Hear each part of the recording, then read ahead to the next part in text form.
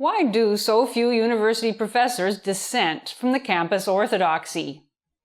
Well, because even the mildest form of ideological non-compliance, such as teaching a men in literature course with Warren Farrell on the reading list, can bring years of persecution. That's my subject on today's Flamingo File.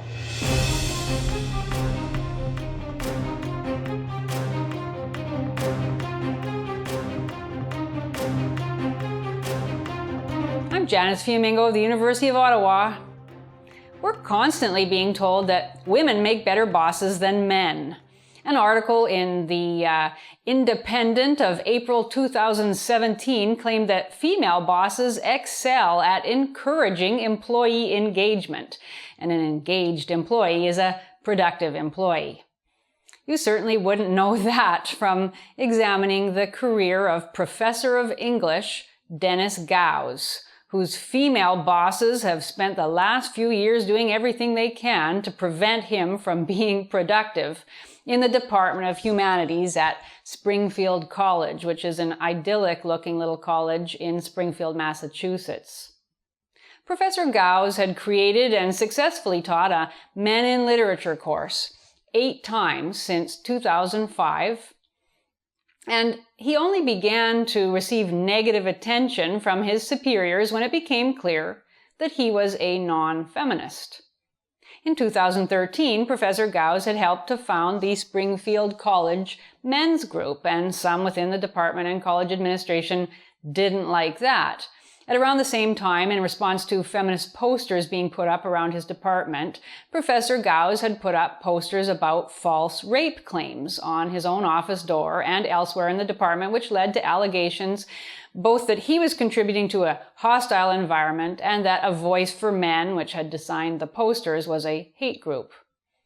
In 2014, there were a small number of student complaints about one of Professor Gouws' assignments in a writing course. And there was also a never specified complaint about his Men in Literature course. And that complaint resulted in demands beginning in the spring of 2015 that Professor Gouws change Men in Literature to make it more literary, taking out the non-fiction texts such as Warren Farrell's The Myth of Male Power. Despite the fact that he made the changes, adding more literature to the course, he wasn't allowed to keep teaching it. And at the same time as the controversies about his teaching methods and approach were heating up, his sabbatical application to work on a male studies book project was denied in 2014 on the thinnest of pretexts. And since that time, Professor Gouws has been scrutinized, criticized, harassed, and threatened with disciplinary action by members of his college administration.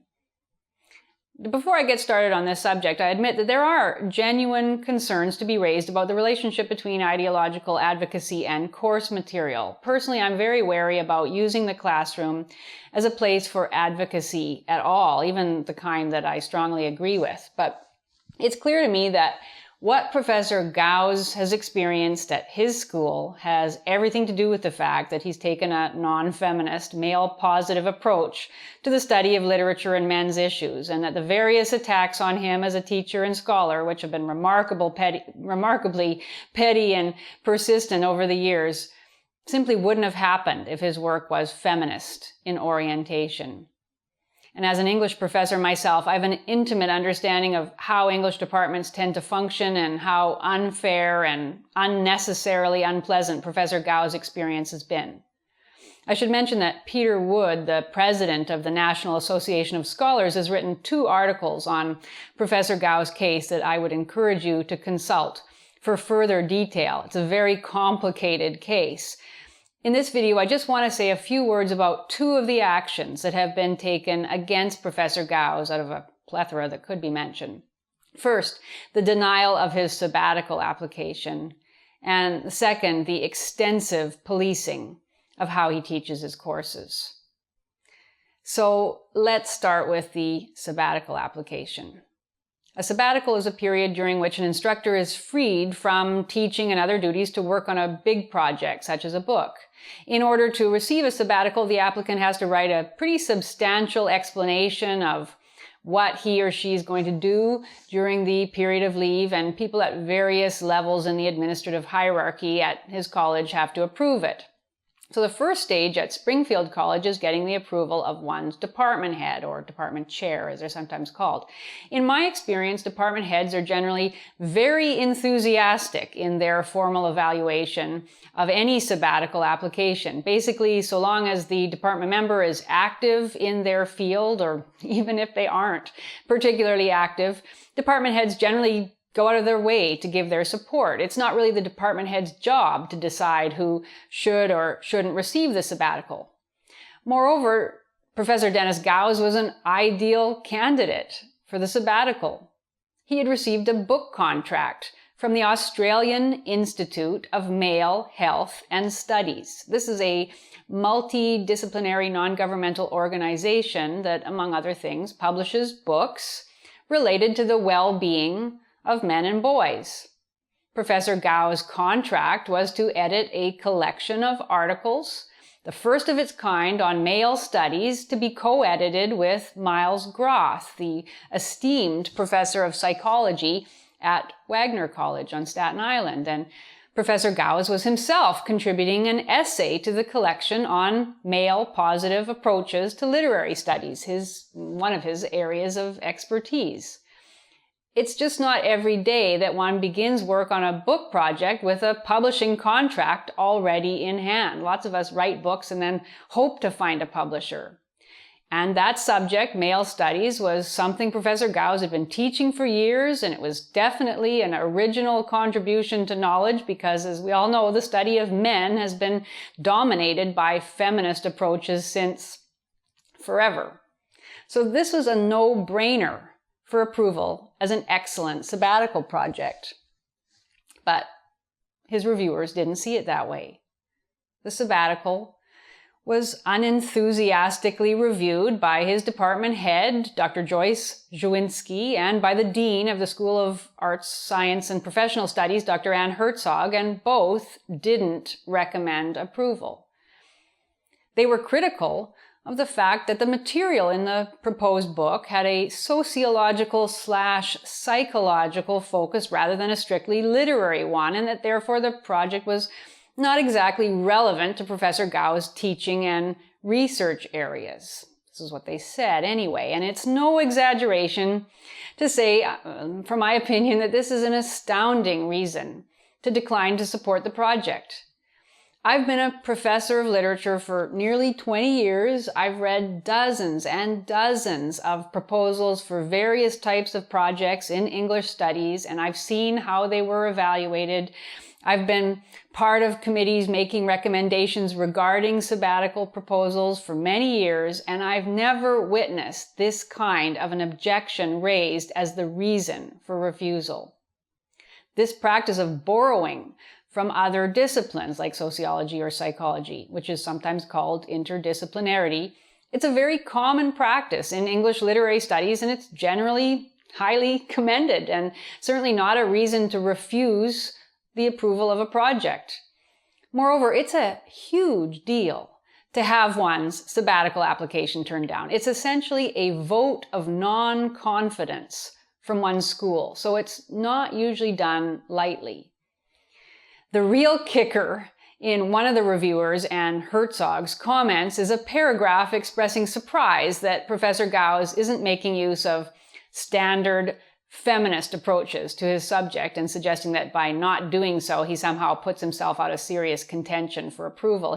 She says, quote, "There have been volumes of gender-focused work published in literary studies over the past 25 years under the umbrella of the Modern Languages Association, the recognized professional organization that routinely supports and promotes gender-focused projects within literary studies. It is surprising to me that Dr. Gouws is not drawing from this rich history of resources and instead is focusing his scholarly efforts on the Australian Institute of Male Health and Studies, an organization that appears to be very much outside of his discipline," end quote. Well, yeah, she's surprised that Dr. Gouws isn't drawing on anti-male feminist scholarship for his male positive project. That's rich. Professor Gouws had explained in his proposal that male studies is entirely different from conventional pro-feminist masculinity studies in which masculinity is claimed to be toxic.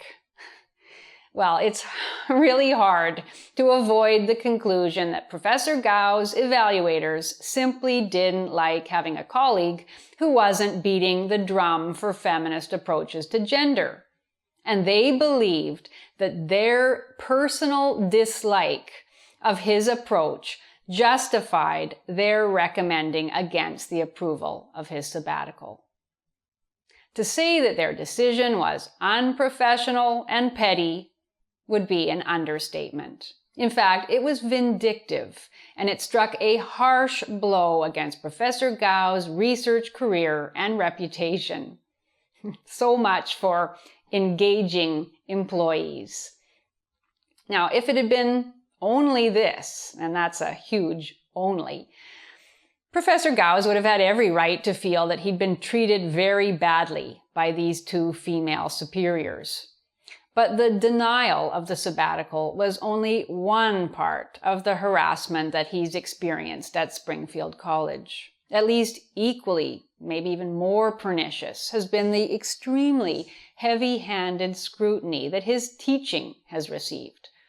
As a result of one unspecified complaint about his course Men in Literature, and he never knew exactly what the complaint was, Professor Gouws was forced by his department head and the dean to revise the course in its entirety. And over many months, he tried to work out what he needed to do in order to keep the course he wanted to teach while satisfying his department head and dean, who would never put anything in writing and were quite evasive about what actually they were requiring of him, until finally in early 2016 he submitted a new course outline with more literary texts added, which was what they had specified, but that was rejected. When he raised the matter of what he believed to be unfair treatment with the president of the college, he found himself on the receiving end of a heavy-handed letter from the provost and vice president for academic affairs, Jean Wild, who sided with his chair and his dean in finding his course unacceptable. She actually singled out, in a letter she wrote to him, objectionable texts on the course syllabus, such as The Myth of Male Power by Warren Farrell and The War Against Boys by Christina Hoff Sommers. She reminded him that it was, quote, inappropriate for any instructor to intrude material into a course that has no relation to the subject.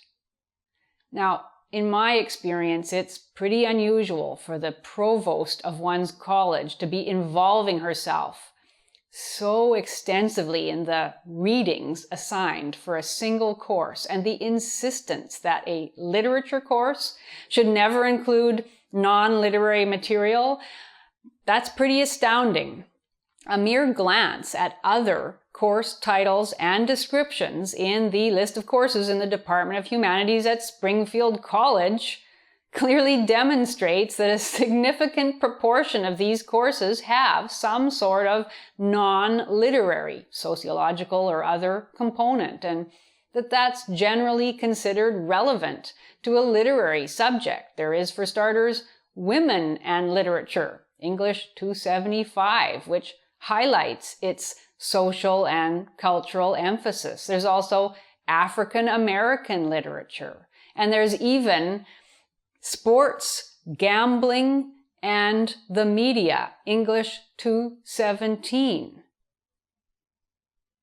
These are not courses with an exclusively literary focus. In general, it has simply not been the case for many decades that all literature courses focus solely and exclusively on literature. And in fact, some of Professor Gouws' own colleagues in the humanities department at Springfield are on record as favoring the use of non-literary materials in their teaching. For one eye-opening example of one such instructor's methods, take a look at an essay on teaching by Springfield College instructor Justine Diamond, which is entitled Don't Shoot the Messenger, The White Instructor, and Ethnic Literature. This article was published in the winter 2007 edition of a journal called Teaching American Literature, a Journal of Theory and Practice. Here, Professor Diamond makes it crystal clear that teaching American literature requires a lot of discussion, teaching, and assignments about race, identity, social justice, and so on. She states up front that, quote, the teaching of literature, in my opinion, necessarily includes the teaching of cultural and historical context, end quote. Her course on American literature, this was, I should stress, at the University of Massachusetts, where she taught before coming to Springfield. But still, her course investigated, quote, the discrepancy between received mythology about race and ethnicity and the more complex and challenging real experiences of people in the U.S., end quote. And she describes in this article in detail how her courses, quote, incorporate a variety of performance on a continuum from low-stakes activities to formal assignments having to do with physical movement in the classroom, what she calls I statements, dialogue, and creative art assignments. She also drew heavily, she explains, on legal texts. So what I'd like to know is, did Justine Diamond, now an associate of Professor Gouws at Springfield College, did she or anybody else in the Department of Humanities stand up for Professor Gouws' academic freedom to teach his course as he saw fit? Well, we know the answer to that. Of course not. Because this whole case isn't about whether an instructor can include non-literary texts in a literature course, which is standard practice. This is about whether a male-positive instructor can teach without constant interference and roadblocks from his feminist bosses. And that's where it stands now. It seems that Professor Gouws will remain vulnerable to the petty tyrannies of his department chair, dean, and other higher-ups who will likely continue to make his work life as unpleasant as possible. Professor Gouws has informed me that he continues, right up until this day, to receive onerous directives and negative reviews of his teaching. And the point is, too, that what's happening to him is undoubtedly happening to many other academics, those who are marked out not only as different, but as wrong, according to our era's rigid political morality. It's a morality that has given small-minded administrators a self-flattering excuse to exercise their power at others' expense. Okay, there's no surprise there. I suppose that is human. But, as noted at the beginning of the video, feminists have been telling us for decades that women in positions of power tend to be so much better than men, so much more humane, more cooperative, less competitive, less punitive, less hierarchical, more understanding, more empathetic. Unfortunately, ladies, your actions show that it just ain't so. Thank you for watching. If you enjoyed this video, please support us on Patreon. If even half of our subscribers gave us $1 per month, we'd be well on our way to creating more and better content. And don't forget to subscribe to us on Studio Brule.